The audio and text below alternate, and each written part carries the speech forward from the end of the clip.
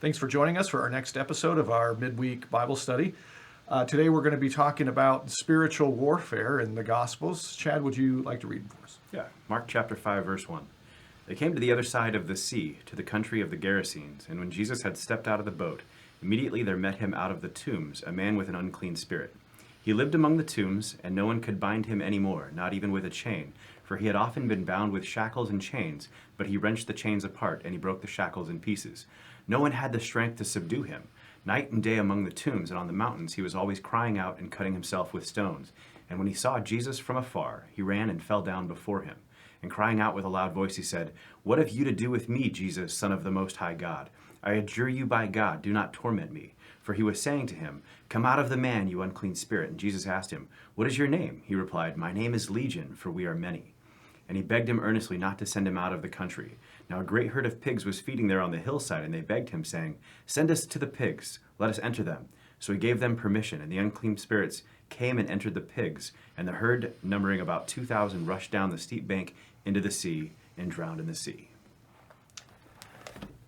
When we read stories like this in the Bible, I remember, as a high school student thinking, if I try to share the gospel with my friends, how am I going to help them make sense out of this? Because there's almost an embarrassment, I think, amongst a lot of Christians that the Bible contains stories like this. And this, if we were to try to convince our friends of a set of principles, that seems so much easier than convincing them of something like this. And what is it about these spiritual stories that become such a problem for us as modern people?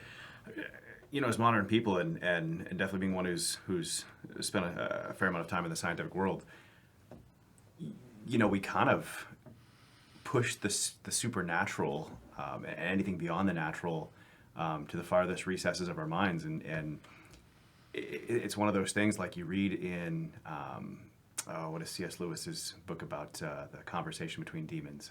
Screwtape Letters. Screwtape Letters. You get this kind of idea that, just kind of keep it on the down low so that, it's better that they don't believe in us, Right. and things of this sort. And maybe there's a spiritual strategy by the enemy there and stuff.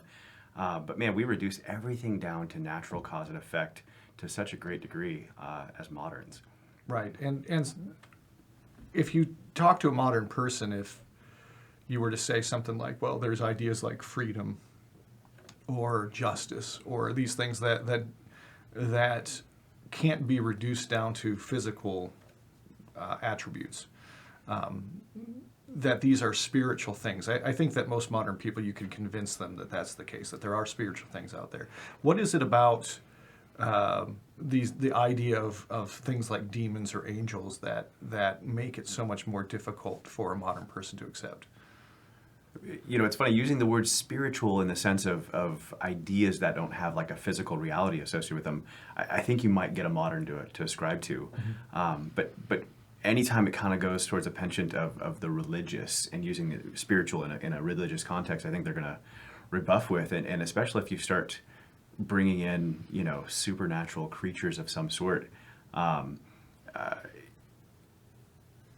It's beyond most of our experiences, I guess, might be one thing.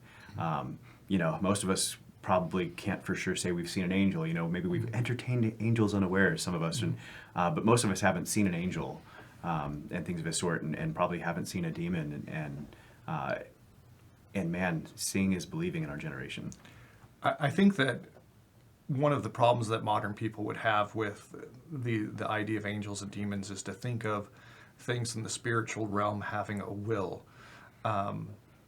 Because I think that most people would be okay with the idea of like spiritual ideas or something like that. But once you give them a will, then that makes it hard for them to accept. And yet I think that that's really one of the important aspects of what's being shown here. So what do we lose if we take away the idea of a will from these spiritual beings?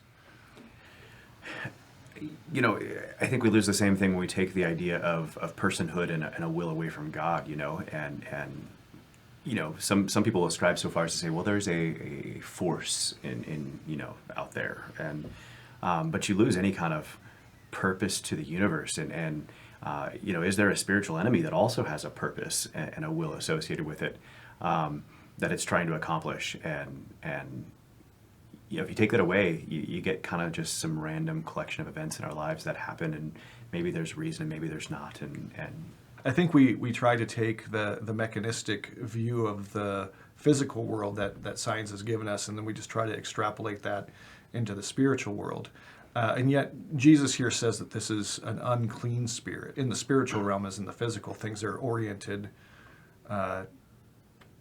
in agreement with the purpose and will of God, or in disagreement, and that is the difference between clean and unclean. And so if we lose that idea of will from the spiritual world, then what Jesus is doing here doesn't really make any sense. And so given this idea of clean and unclean, what's happening here is that there's a bigger conflict that we're seeing here. so obviously there's a spirit that is at cross purposes with what God wants to do. You know, one in this man's life, but I guess maybe in a broader picture of, you know, the entire world around this man. You know, God's purpose for this man is completely thwarted by the fact that he is completely dominated by these legion of unclean spirits. Yeah, and so this idea of spiritual warfare then becomes really relevant to us, because if there are some spiritual things out there that are at cross purposes with God, that also means they're at cross purposes with our good. What does that mean to us as modern people walking around every day? Does that open up kind of an unseen realm, and how does that affect our lives on a day-to-day basis?